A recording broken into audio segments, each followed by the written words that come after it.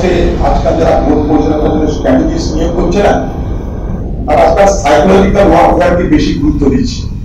যেমন কথায় বার্তায় মোদী বলল 400 পার। মানুষের মতামত, মানুষের ভোট কোন রাজনৈতিক দলের পেটের তো নয়, তাদের 50% টাকা নয়। মোদী বলল 400 পার, অর্থাৎ সাইকোলজিক্যাল ওয়ারফেয়ারে মাইন্ড গেলে সবাইকে বুঝিয়ে দেওয়া যে আমি তো 400 পারের কথা বলে দিয়েছি, তোমরা দিয়ে দাও। তোমরা দিলেও 400, না দিলেও 400। কিন্তু মোদী সমাধান তো দৌড়ে বেড়াচ্ছে চালিয়ে। যদি 400 পার এত আসানিতেই হয়, মোদীকে দৌড়াতে হবে, তার এত দৌড়াতে হবে। 2 নম্বর কথা, মমতা ব্যানার্জি আপনি যে কথাটা বললেন যে ভোট হয়ে যাওয়ার বিজেপি, এটা আরেক ধরনের সাইকোলজিক্যাল ওয়ারফেয়ার। তাদের দলের যে স্ট্র্যাটেজিস্টকে নিয়োগ করেছে তার বোকাবাবু, সে শিখাচ্ছে যে আগে নির্বাচন হয়ে যাওয়ার সঙ্গে সঙ্গে বিজেপি বার করো, বিরোধীদেরকে ফিজিক্যালি অ্যাসাল্ট করো। যেমন আপনারা একজন প্রশ্ন করলেন না, আপনাকে বারবার হামলা হচ্ছে, হামলাটা করতে কারণ আছে।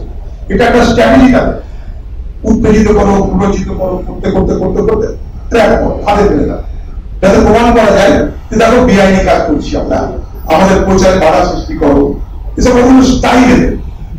ঠিক আছে, সেখানে স্থানীয় পুলিশ এখন তাদেরকে মদত করে যাচ্ছে।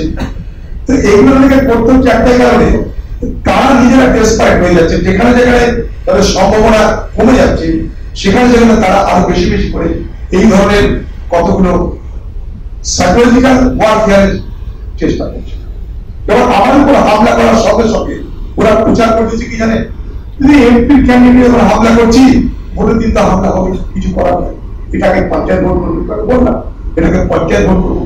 আমি যেখানে পাল্টা চ্যালেঞ্জ দিয়েছি মুর্শিদাবাদে, একটা ভোট মিনস একটা ভোট যদি তৃণমূল দখল করে দেখা যাবে মুর্শিদাবাদে, আমি রাজনীতি করা ছেড়ে দেবো। কথা দিলাম, রাজনীতি করা ছেড়ে দেবো, একটা ভোট যদি দখল করে দেখাতে পারে। বারবার ঘুঘুতে দাঁত খাবে না। আপনার বিশ্বাস না, অবশ্যই as many seats as possible, যতটা সম্ভব ততটা সিট কমতি করে আমরা এগোই না।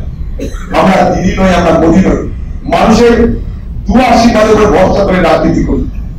as many seats as possible, ততটা সিটে আমরা জয়ী হওয়ার সম্ভাবনা রেখে লড়াই করছি। আমরা কোনো সাইকোলজিক্যাল ওয়ারফেয়ার করি না। মানুষের মতামতকে শ্রেষ্ঠত্ব দিই, তাদের মতামতকে সব থেকে বেশি আমরা মর্যাদা দিই। আর এই সমস্ত দল যারা নোটের উপরে, পুলিশের উপরে, সিবিআই, ইডি, ইনকাম ট্যাক্স, এখানে সিআইডি, পুলিশের উপরে ভরসা করে রাজনীতি করে, তারা এইসব গল্প মানে এত কত তত এইসব গল্প মানে। আমি তো এর আগে চ্যালেঞ্জ দিয়েছিলাম, আরে ভাই তোমরা সবাই যেন আমি হেরে যাবো, তো দিদি তুমি দাঁড়াও কিংবা খোকাকে দাঁড় করাও আমার বিরুদ্ধে।